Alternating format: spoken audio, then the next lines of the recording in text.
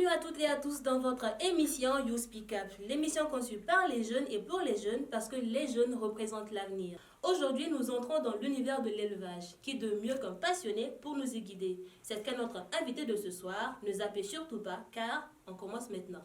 Bonsoir.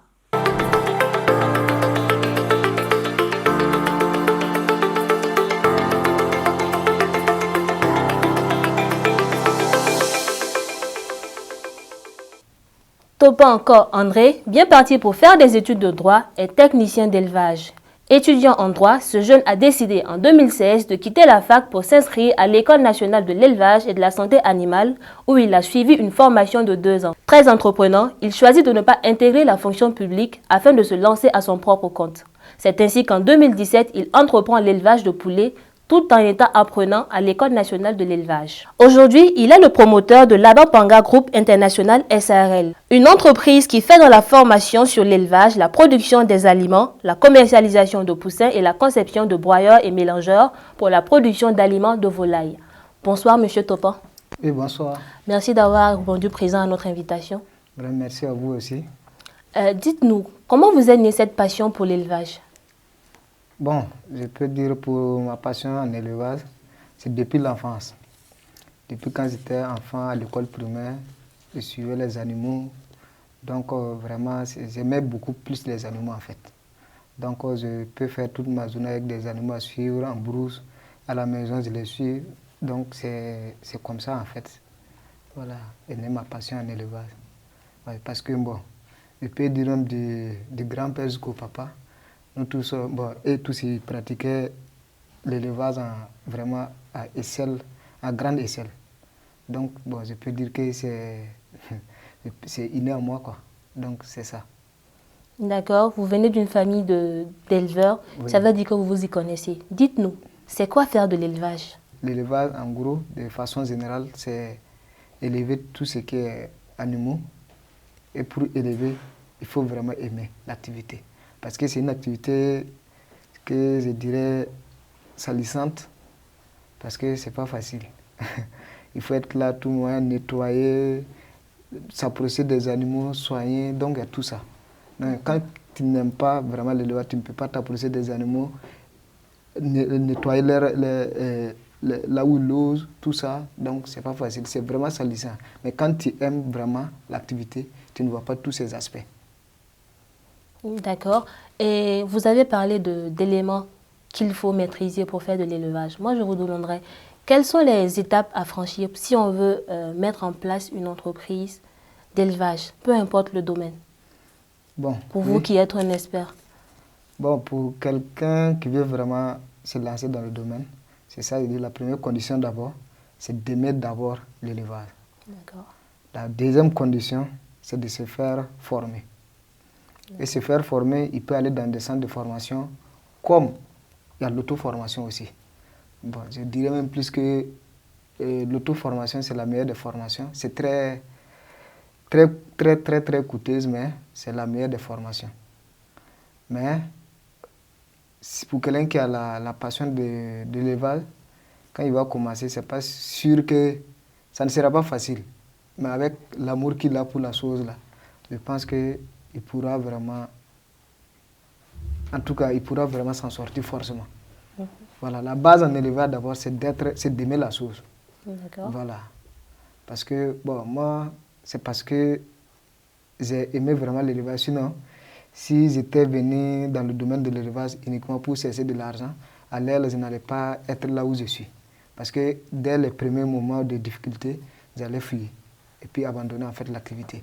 Mais moi, je le faisais d'abord en fait pour l'amour, parce que j'aimais l'élevage et j'aimais vraiment les animaux. Je le faisais pour ça. Donc, je ne pouvais pas abandonner. Donc, j'avais beaucoup de difficultés, mais j'ai persévéré jusqu'à, bon, je peux dire Dieu merci aujourd'hui. Bon, il y a beaucoup d'aspects que je maîtrise en tout cas en matière d'élevage. Parce que nous-mêmes, nous formons les gens à comment élever, comment produire les aliments et tout, quoi. L'hygiène sanitaire, tout. C'est toute la chaîne de l'élevage en fait. D'accord. Et quelles sont les difficultés auxquelles doit s'attendre un éleveur quand il se lance? Bon, les difficultés majeures Quand tu es élève, il faut t'attendre à tout. Il faut se préparer psychologiquement que tout peut arriver du jour au lendemain. Tu peux te lever, tu peux même te lever que tous tes poulets sont morts ou bien tous tes animaux sont morts. C'est comme ça. Il faut se préparer à ça. Bon, mais c'est pas le fait que c'est mort. Quand tu élèves, si un matin tu te lèves et tu vois que non, tes poulets sont morts, il ne faut pas prendre trop ton temps sur leur mortalité. Il faut prendre ton temps à chercher qu'est-ce qui les a fait mourir. C'est ça qui pourra te sauver demain. Parce que quand tu prends tout, tu es découragé, non. Bon, c'est comme ça, c'est un enseignement. Oui. Ils sont morts, mais le mieux, c'est de savoir, un bon éleveur, il doit savoir qu'est-ce qui a fait que mes poulets sont morts. C'est ça qui est plus important ici. Oui. C'est le qu'est-ce qu'il a maintenant qui va définir en fait l'avenir en fait de sa réussite. Voilà. Moi, je peux dire dès le premier mois, j'ai commencé avec 500 têtes. Sur les 500 têtes, je peux dire que... 500 têtes de poulet? Oui, 500 têtes de poulet. Okay. 90 sont morts et le reste, on ne pouvait pas vendre. Mais je n'ai pas abandonné. Malgré que j'ai suivi une formation de 2 ans, dès mes premiers moments à la pratique, parce que bon, la formation, c'est bien, mais c'est en pratiquant qu'on se forme beaucoup plus. Voilà. Donc, quand c'est mort, bon, je ne me suis pas découragé. C'est bon, ça m'a fait mal. Ça, c'est normal, parce que quand tu aimes quelque chose, que du jour au lendemain, tu te lèves, que ce n'est plus... Ça fait mal, mais c'est ça, ça va pourquoi c'est mort. Voilà, c'est dans ça, maintenant, j'ai eu à identifier tous les problèmes qui ont fait mourir mes poulets. Donc, la prochaine fois, quand j'ai commencé, j'ai évité les erreurs que j'avais faites la fois passée. Mais il y avait d'autres difficultés qui étaient là. Donc, ça aussi, c'est arrivé, bon, j'ai perdu plus de 50%. Et bon, ça aussi, j'ai noté. Et la troisième difficulté qui était là, c'était des poussins que j'avais pris. Même parce qu'en temps, je ne savais pas, hein, il n'y avait pas de moyens pour pouvoir même payer les poussins. Oui. Je suis allé prendre les poussins à crédit, c'est mon ami. Wow. C'est un ami, parce que c'est comme ça, je n'avais pas l'argent. Mais comme on se connaissait, donc je suis allé prendre à ce moment, c'était des blés d'Hollande. Et quand j'ai pris, j'étais venu, peut-être, c'était en saison où il y avait beaucoup de fraîcheur, parce que les poussins, il faut les chauffer. Donc en ce moment, j'avais un radiant à gaz, plus un radiant à gaz. Donc j'ai allumé le radiant à gaz pour chauffer les poussins. Sans oublier qu'en fait, là où, dans la poussinière, il n'y avait pas l'air qui rentrait. Donc j'avais fermé la fenêtre, je n'avais pas su. Donc il y avait beaucoup de salaire et puis bon, ça tuait tous les poussins. Oh là là. Les poussins que j'ai pris à crédit. Tous les poussins étaient morts. Quand je me suis levé le matin, j'ai vu que vraiment que non, tous les poussins étaient morts. Quand tu vois même... Bon, et même un poussin n'était même pas resté survivant. Donc tout était mort, malgré que j'ai pris à crédit. Donc, bon, j'ai dit voilà, il n'y a pas de souci. Forcément, je vais réussir dans ça. Voilà pourquoi il y a ça. Donc ça fait 4e erreur que j'ai eu à faire. Bon, mais dans tout ça, la conclusion que j'ai tirée, je pense que quand j'ai recommencé, c'était je peux dire sur un prêt. Voilà, bon, d'un frère, quoi. Où j'ai demandé pour pouvoir me soutenir, quoi, en entendant. Donc, et quand j'ai commencé directement, bon, vraiment, Dieu merci, ça a marché. Aujourd'hui, je suis, en tout cas, en matière d'élevage, je peux dire que Dieu merci grandement. J'ai l'expérience dedans. J'ai appris beaucoup de mes erreurs. Et aujourd'hui, je fais sortir minimum 2000 poulets par mois. Donc, mais le début, ça n'a pas été facile. J'ai eu toujours des difficultés. Mais on ne se décourage pas. Par exemple, si c'était une activité que je n'aimais pas, les premières difficultés que j'avais eues là, donc à l'air, il y a longtemps que j'avais abandonné. Mais comme il y avait l'amour de la chose, donc j'ai essayé de persévérer. Parce que je voyais en ça, en fait, une activité que je vais pouvoir survivre de ça. Par exemple, aujourd'hui, tout ce que moi je fais, c'est grâce à l'élevage. Je n'ai pas une autre activité. C'est ça. Ok. Voilà. D'accord. Quand on parle d'élevage au Burkina Faso, quel est l'état des lieux? Où est-ce qu'on en est concrètement en matière d'élevage au Burkina? Bon, je peux dire qu'actuellement, les Burkinabés, vraiment, ils commencent à vraiment se lancer dans l'activité. Parce que, bon, si je dis comment ça s'est lancé dans l'activité, par exemple, quand tu prends en 2017, 16-17 là, l'affluence de l'élevage au Burkina n'était pas ça. Mais comparativement aujourd'hui, tu sens vraiment que les gens vraiment ont compris qu'il faut vraiment pratiquer l'élevage. C'est ça qui pourra vraiment nous aider. Bon, parce que moi, ici, je peux dire nous dormons, hein, parce que j'ai eu à visiter des fermes, par exemple, dans d'autres pays, par exemple au Ghana. Quand tu arrives là-bas, de la manière que les gens font l'élevage, c'est vraiment c'est un autre niveau, quoi. Mais bon, je pense qu'au Burkina, vraiment, les gens aussi ont commencé à se réveiller. Je pense que ça doit continuer comme ça. Si ça continue comme ça, on pourra aussi, quand on va parler de l'élevage en Afrique, le Burkina pourra aussi se prononcer, quoi. Sinon, actuellement, on est beaucoup en retard en matière d'élevage. Voilà.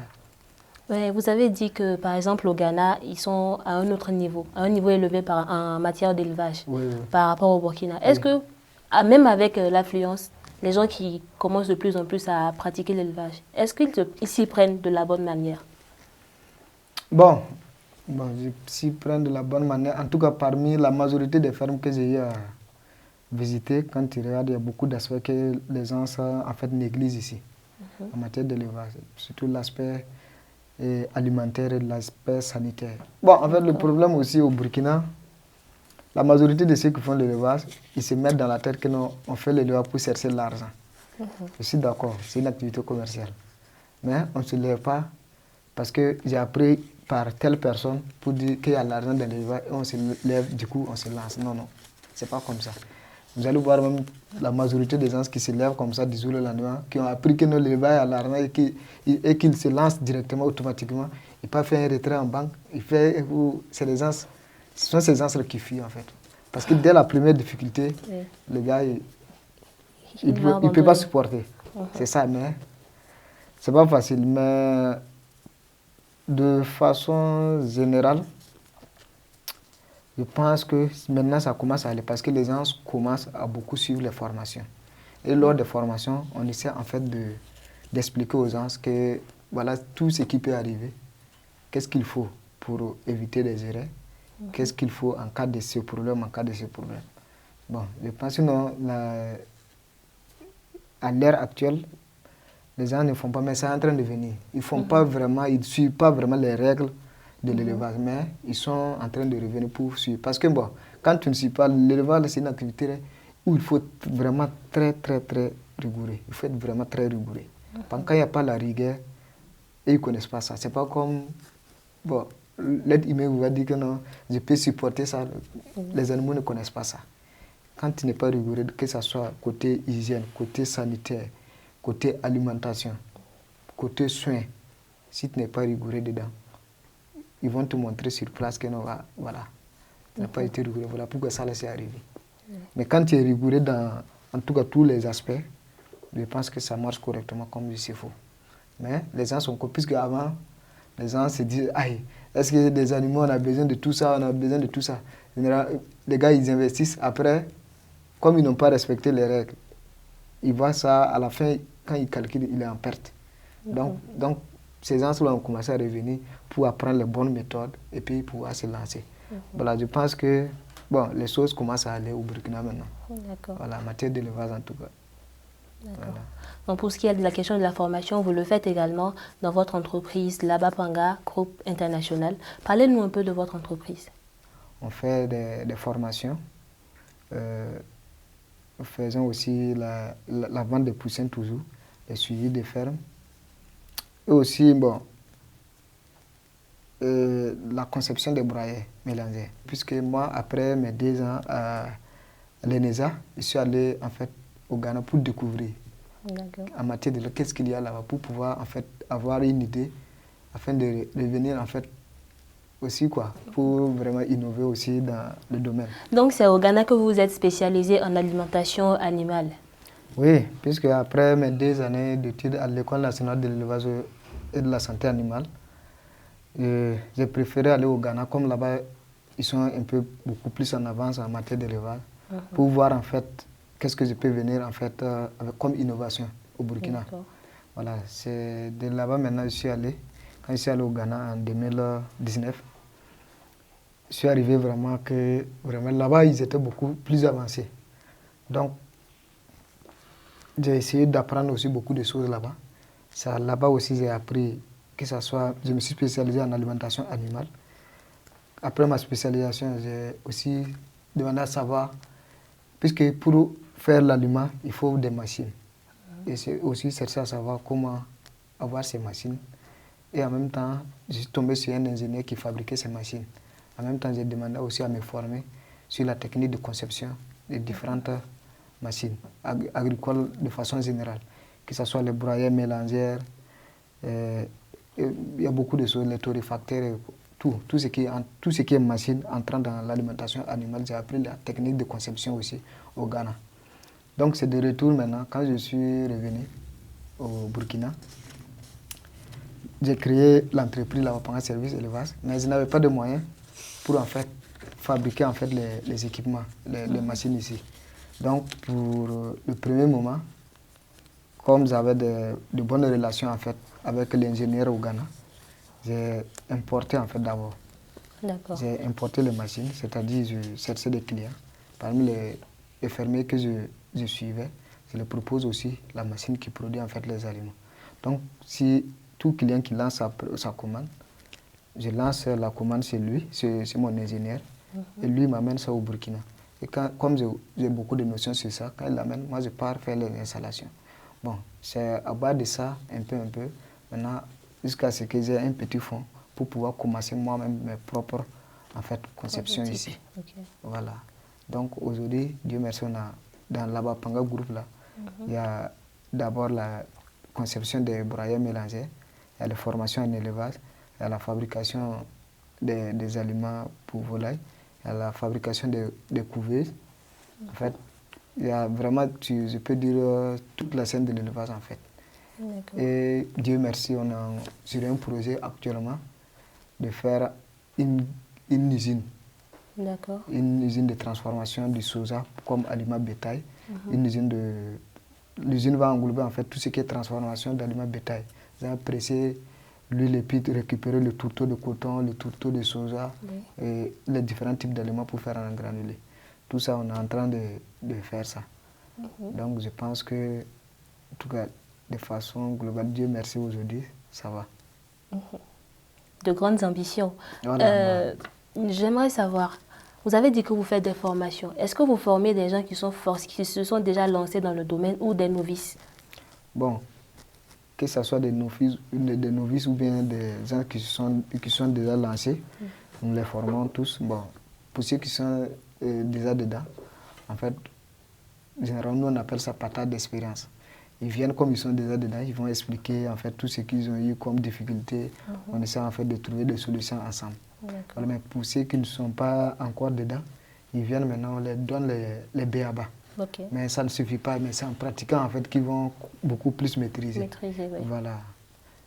Puisque bon, après la séance théorique, nous avons des séances pratiques directement à la ferme. Voilà, en ce qui concerne nos formations. Donc c'est à la pratique maintenant qu'ils comprennent beaucoup mieux, quoi. Voilà. Vous avez initié les projets Une ferme, un broyeur mélangeur polyvalent et un burkinabé, une ferme, respectivement en 2021 et en 2023. Dites-nous, pourquoi une telle initiative?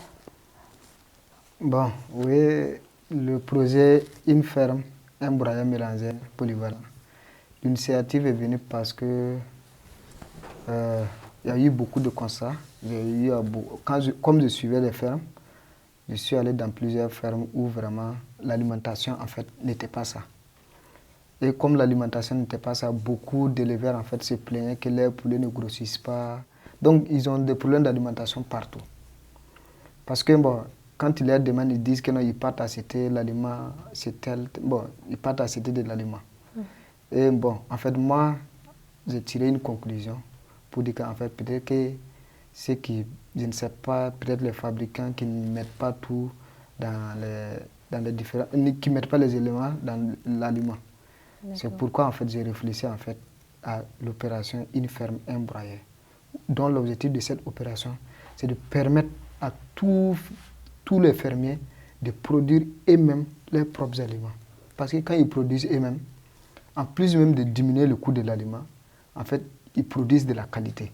Parce que tu ne peux pas faire quelque chose toi-même sans en fait mettre tous les éléments que les animaux ont besoin.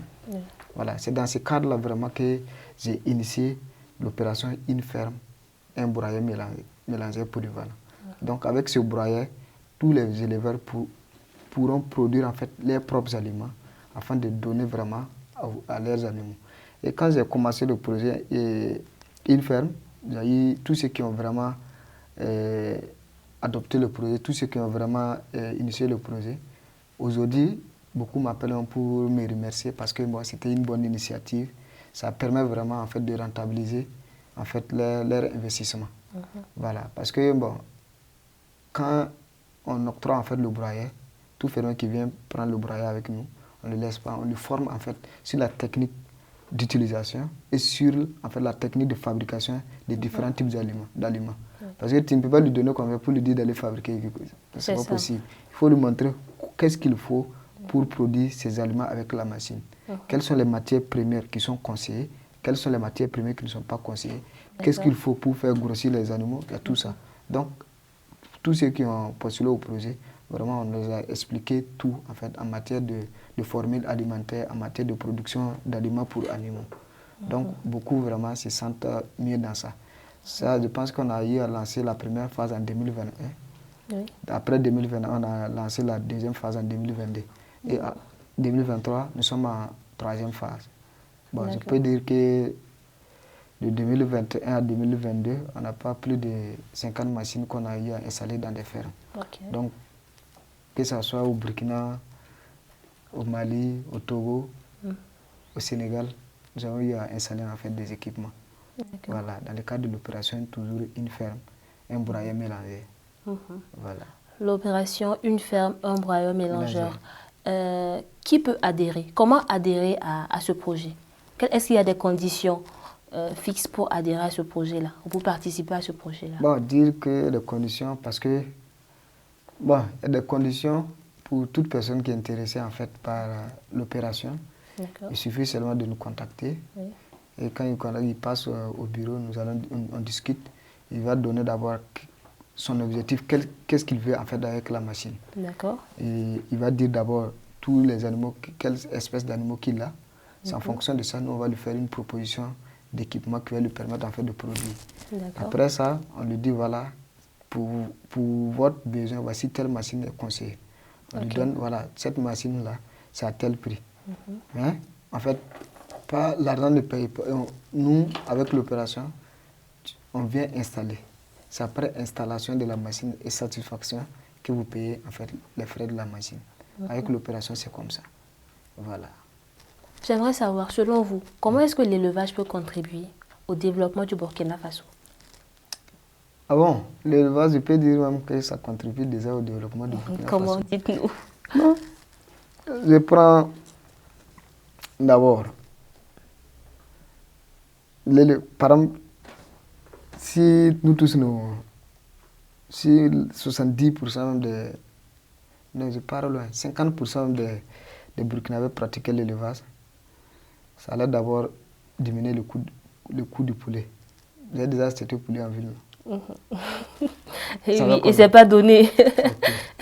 Donc, si beaucoup en fait maîtrisaient, pratiquaient l'élevage vraiment en toute sincérité, premièrement d'abord, ça va diminuer le coût du poulet. En fait, le coût du poulet sur le marché. Non, mais si tout le monde pratique, finalement, qui va acheter? C'est ça le problème. Non, tout le monde ne peut pas pratiquer. Mais 50% arrivent à pratiquer, ils vont mettre à la disposition des 50%. Et en fait, quand on pratique, il n'y a pas de... Au Burkina, par exemple, actuellement à Ouagadougou, là, Ouagadougou consomme 100 000 poulets par jour. Waouh. Autant. Donc, vous voyez que ce n'est pas facile. Mais poulet ne suffit pas. Ouais. Donc, avec ça, je pense que, en plus de ça, ça peut... ça crée beaucoup d'emplois. Si par exemple, on se mettait vraiment à se lancer dans l'élevage, en plus même d'éradiquer en fait en plus d'atteindre l'autosuffisance alimentaire, ça va créer beaucoup d'emplois en fait pour les jeunes. Parce que quand tu regardes beaucoup, il y a beaucoup de jeunes actuellement qui vraiment cherchent de quoi faire, quoi. Donc, s'il y avait vraiment beaucoup de fermes, ou par exemple si vous avez une ferme de 10 000 poulets, 10 000 poulets, il faut forcément 4 basse-courriers. Donc, vous voyez que du coup, ça diminue en fait le taux de chômage même d'abord. C'est vrai. Voilà, imagine 1000 personnes dans ça. Donc, ça fait combien de jeunes qui vont employer dans les fermes? C'est vrai. Donc, il y a tout ça. Vraiment, aussi, il y a le côté, je dirais, commercialisation. Oui. Et quand vous produisez, il faut commercialiser.